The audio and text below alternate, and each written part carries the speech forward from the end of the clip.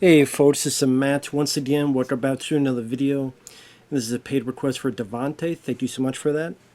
For those interested in requesting any type of videos, topics, reactions, commentaries, video, re-reviews, whatever the case may be, feel free to send it either directly to my PayPal. I do have a CashApp as well. Links are down below in the info box, and I will get to it as soon as I possibly can. And this is for, well, The Stepfather from 2009, which, to be honest, I forgot this movie even existed. I forgot this movie was even a thing. But, I mean, can you blame me? This is a film that came out, did nothing. No one remembers this for good reason. And this is a time period, man, this was a time period they were trying to remake whatever 80s horror film they could think of. Texas Chainsaw Massacre, Friday the 13th, some from the 70s, Last House on the Left, Hills of Eyes, Nightmare on Elm Street. Then you had Day of the Dead, The Hitcher, much later, Jacob's Ladder. That was many years later, but like The Hitcher is one of the worst remakes I saw. And Prom Night, which I mentioned because the director of the Prom Night remake did this movie, Nelson McCormick. It was the only two films he made because he was going to do TV work. I can see why, because he's not a filmmaker. Made two crappy remakes. There you go. But I just, Prom Night made some money. Now, the original Stepfather, I like. I wouldn't say I love it. I wouldn't say it's one of my favorite films, but I like it. Mostly for Terry O'Quinn's performance. A standout performance that could show his kind of gentle warmth, but he had a real menace to it. So when he is going crazy, it's like, who am I here? You buy this guy's insane. You buy that he's dangerous. And he was the anchor for that movie. Terry O'Quinn made the original Stepfather a film that people knew about for years and years and had sequels. Stepfather 2, I barely remember other than the Make Room for Daddy. And Stepfather 3, Terry O'Quinn was not in it. Apparently his character changed his face. I might have seen that film, but I don't remember. But then you have the remake. Now, it's a tame, neutered, PG-13 remake that has a very typical schlock jump scares. Very by the numbers. Characters are very mediocre at best. Acting, that's there. I've seen much worse actors. I mean, I think the actors, like Sela Ward, I've seen her in TV shows like House MD. I've seen her in movies. She does what she can. I think she's a decent actress. Dylan Walsh, I don't know if he was the right guy for this. I don't mind Dylan Walsh as an actor. I just don't think he can create that level of menace. I can never be scared by him. I can never be intimidated by him. And when you have a teen that's about as tall as him that supposedly went to a military school, I'm sitting there going, you should be kicking this guy's ass. You should be kicking Dylan Walsh's ass. It's just, I don't buy. If you can't sell by your body and your size and muscles, you gotta sell it with intensity and then level of menace. Dylan Walsh doesn't have that. It could work well for he's trying to be the nice guy, and you just to see why this lady wants to marry this guy. But when he has to do the switch, it's not 100% believable for me, at least. And again, the original Stepfather was not this big body count movie, but when it happened with the violence, it was R-rated and you felt a bit of something. Here, it's very, very tame. I think, other than the opening aftermath where you see what has transpired. You only see him kill maybe 3 people. He pushes one down the stairs, he drowns one in a pool, and he suffocates one with a bag over a face. After hitting the person with a vase over their head. And the rest is just very, very dull. Just a lazy, dull, nothing of a movie. The beginning, if you're at all familiar with the original, you kind of get where this is going, where Dylan Walsh wakes up and he shaves his beard, and he's getting his coffee, and he's getting peanut butter on his toast, and then you see the aftermath where there's a dead body of a kid, there's a dead body over there. You can't show too much because it's PG-13. As he packs his bags, he leaves. He goes somewhere else. He meets Sela Ward, who has some kids. They talk for like a minute or two, and then it cuts to 6 months later, which is a pretty big jump. As now the oldest son, Michael, he returns home from being sent to military school. And he doesn't really trust Dylan Walsh because he doesn't know him. But he wants his mom to be happy. And it goes on from there.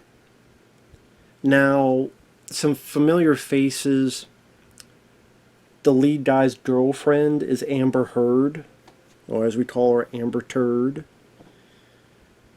Her whole performance is, there are times she is shown in the bikini, which I can't complain about. That's cool. And that's really all you get from her. She's the girlfriend, and we see her in her bikini. And she doesn't believe when her boyfriend thinks that this guy might be a killer. Sela Ward, I mentioned, I've seen her on TV and other stuff. And then Sela's sister, so I guess the aunt, I definitely recognized as Paige Turco, April, in the second and third live-action Ninja Turtle movies. I'm like, I remember them. I know who that is. I forgot she was in this movie, so I'm watching, I'm going, is that who the fuck I think it is? And I'm looking at my phone, I'm like, oh shit, that is her. April, it's weird, like, Judith Hoag was in the Nightmare on Elm Street remake, and Paige Turco, before that was, because that was 2010, in 2009, Paige Turco was in Stepfather remake, so I don't know. Guess Elias Cote should have been in a horror remake around this time. And Ernie Reyes Jr.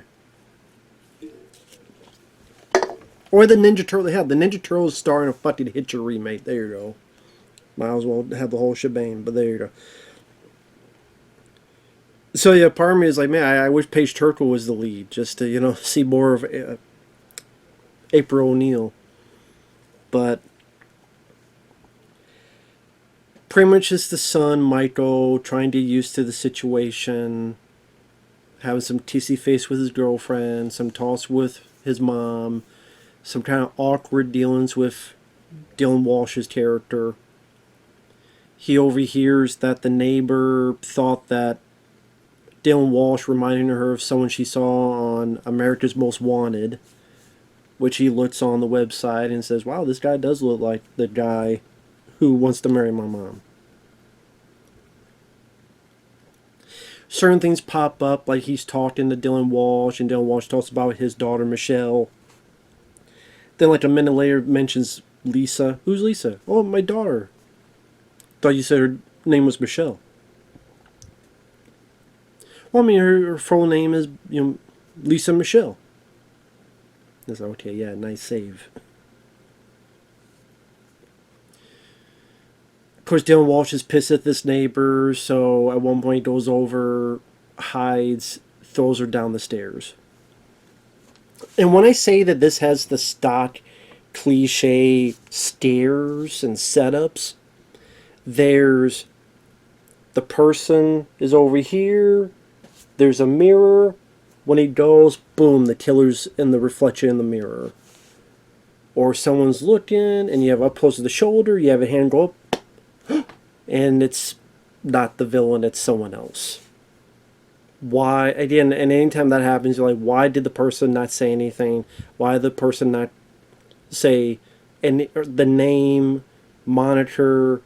Because the son does that. It's like, why is he not calling out for his mom? Hey, everything okay? All that stuff. For some reason, they think doing this will make them more calm. I don't know. I'm not going to say anything. And there was a killer that almost tried to, kill us.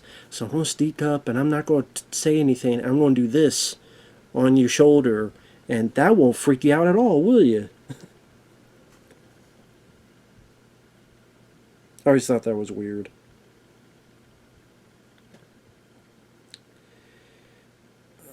What was the other one? Damn it, there's another one I was thinking of. But it was like, the hand on the shoulder, someone's in the mirror, reflection in the mirror. It's like the typical shit that you've seen done dozens and dozens and dozens of times. The lead guy, I don't remember his name, he's just there. Take him or leave him.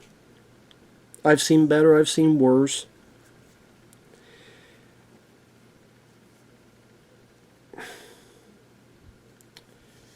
There's a point where Dylan Walsh gets mad at the younger kid for playing the video game, and I listen to the mom. So you see in the trailer, he does this on the neck, and the kid freaks out. And the actual father says, "You land, hand on my kid, Dan will beat your ass." Then part of me is like, yeah, it'd be actually cool if the actual father became the hero. But that wasn't going to be the case in this. So eventually later on, Dylan Walsh kills that father, hitting him in the head with a vase, and then taking him somewhere and strangling him. Suffocating him, I should say. Suffocating him. Then later on, he's working real estate for Paige Turco, who is his bride-to-be sister. She needs photo ID. He's not willing to do that because he doesn't have any. So he quits, and Paige Turco goes, "That's a bit weird." Like the very time I asked for photo ID, he quits. So she mentions in an email she's going to hire an investigator. Dylan Walsh sees this, goes off, and, well, drowns her. Takes her, drowns her. There you go. That's pretty much it for the death scenes. Pretty much the lead kid searches in the basement, looking for stuff. The girlfriend's outside. Dylan Walsh notices something, punches Amber Heard. Willingly Sinella, Sela Ward notices something is going on. Dylan Walsh is freaking out. You have the scene that's trying to be like in the original, where the stepfather's freaking out. He says the name, but he says the wrong name. And he's like, "Who am I here?"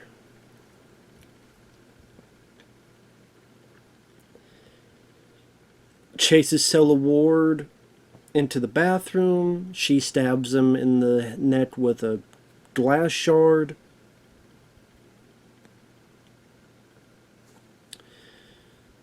Amber Heard and the lead kid get there. The three of them go up to the attic.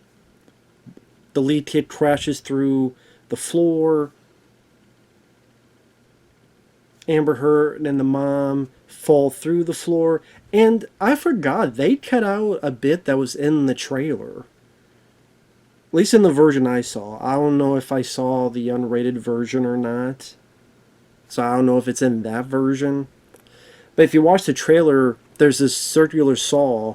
And in the trailer, he kind of does this, where he drags it, and it gets near the characters' faces. In the version I saw, that wasn't in it at all. It's just they fall, the saw comes and lands, and Dylan Walsh just looks down, and the lead kid just runs and they both go out the window. They're hanging off the roof and then they both fall off the roof. Like, what a shitty, lackluster finale. The lead kid, Michael, wakes up. He was in a coma for a month or so. He's told that Dylan Walsh disappeared. And he's off somewhere meeting a new lady, ready to start all over again for a sequel-bait ending that didn't fucking matter because there was no damn sequels for this movie. And there's no notable, memorable set pieces. It's never suspenseful or scary. Dylan Walsh cannot create menace or intensity. He's never scary at fucking all. He's as scary as a goddamn... I'm more scary than a goddamn...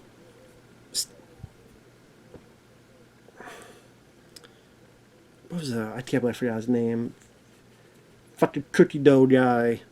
Push his stomach. Woohoo! Pillsbury Doughboy. More scared of him. Because maybe you'd have a yeast infection and spread all over my cheeks. More intimidating than this fucking guy. So I didn't give a shit about fucking Dylan Walsh's terror. Like, it's a far cry from Terror Quinn. The lead kid... Then the actor, I've seen much worse. But... Just not a whole lot happen with him. Meaning...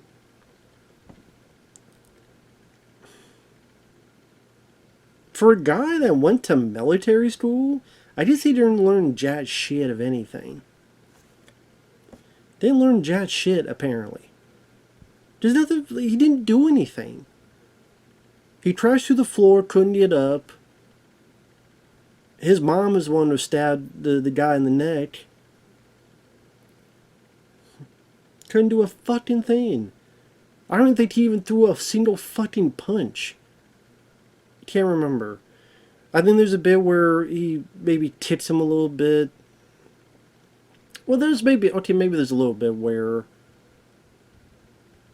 he does like one or two things because before they go up to the ad, then he kicks him off the ladder thing. But yeah, he barely does shit. I mean, what are you, pussy? Your mom and your girlfriend are in trouble. You should be whipping this guy's fucking ass. Plus, it's the three of you.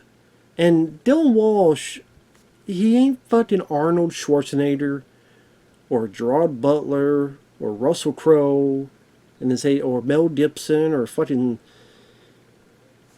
Ving Rhames. He's Dylan Walsh. I think the three of you could take him. Just saying. The three of you could take him and beat the shit out of him and kill him. It's not like these are like three little kids. You know what a better version of this movie is Disturbia. Where it's, this younger kid going against this, it's not a stepfather, but this older adult. And they suspect may or may not be a killer. And then a gist of the film is this person trying to figure out if this person is a killer or not. If so, how to prove it. And they're both PG-13. But Disturbia, I thought, had a bit more personality. The characters felt like they had a bit more life to them. When Shia LaBeouf's characters go into the den of the killer, trying to find his mom, there's some tense moments there. And because of the size difference, was it David Morse? That's a guy that has that presence that he could be intense and scary, and that you buy. Not so much Dylan Walsh. But, and again, for such an ending like that, it's like, wow, that's it? Didn't feel like much. It's like, wow, all that build-up, if you want to call it build-up, just for that. Not a whole lot to talk about. Tame, it's neutered, it's PG-13. Not a lot of death scenes, not a lot of suspense, not a lot of surprises. Hell, the only thing I liked was seeing Paige Turco. Because I love Secret of the Ooze that much. That's the only thing I got positively out of this. Just a lame dutt fuck of a remake. It really is. So that said, thanks for watching, take care, and we'll see you in the next video. Bye-bye for now.